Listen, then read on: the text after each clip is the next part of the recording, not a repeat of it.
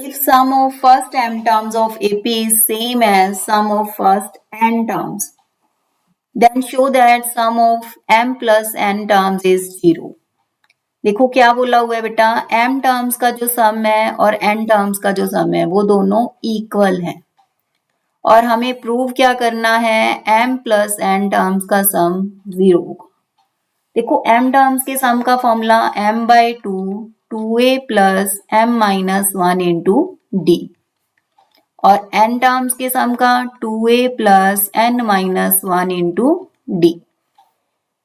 अब देखो ये 2 कैंसल हो गया। इस सम में देखो गिवन होगा कि m जो है वो n के इक्वल नहीं है।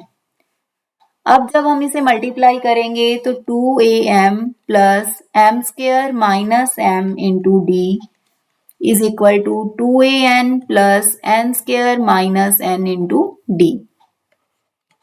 सारी टर्म्स को लेफ्ट साइड शिफ्ट कर लो, m स्क्वायर माइनस m और ये n स्क्वायर भी माइनस का और n प्लस का हो जाएगा। 2a कॉमन आ रहा है यहाँ पर और यहाँ हम m square minus n square को सेपरेट कर लेते हैं और m प्लस n को सेपरेट। यहाँ से अगर हम यहाँ माइनस कॉमन लेंगे, एक बार बिना कॉमन लिए लिख देते हैं minus m plus n into D.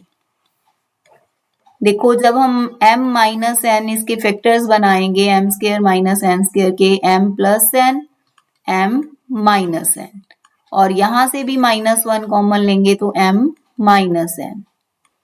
अब देखो पूरे में से ही क्या कॉमन आ रहा है हमारे पास, m माइनस n, तो बचा क्या 2a प्लस यहाँ 2a रह गया और यहाँ पूरे में से अगर m माइनस n कॉमन लेंगे तो m प्लस n, यहाँ से m प्लस n और माइनस 1।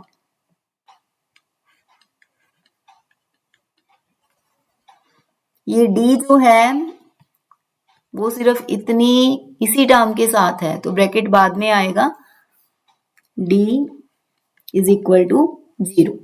अब देखो मल्टीप्लीकेशन दो टर्म्स की अगर 0 है, इधर दिस इज 0 और दिस इज 0, या तो ये टर्म 0 होगी, इससे तो m n के इक्वल आ रहा है, नॉट पॉसिबल, m तो n के इक्वल नहीं है, तो it means 2a plus m plus n minus 1 into D is equal to 0। अब देखो हमें sum of m plus n terms चाहिए, तो m plus n by 2a plus m plus n minus 1 into D. अब यहां हम इसकी value क्या पुट करेंगे, 0 यूजिंग 1, तो सारी ही टर्म इक्वल टू 0 आ गई। Thank you.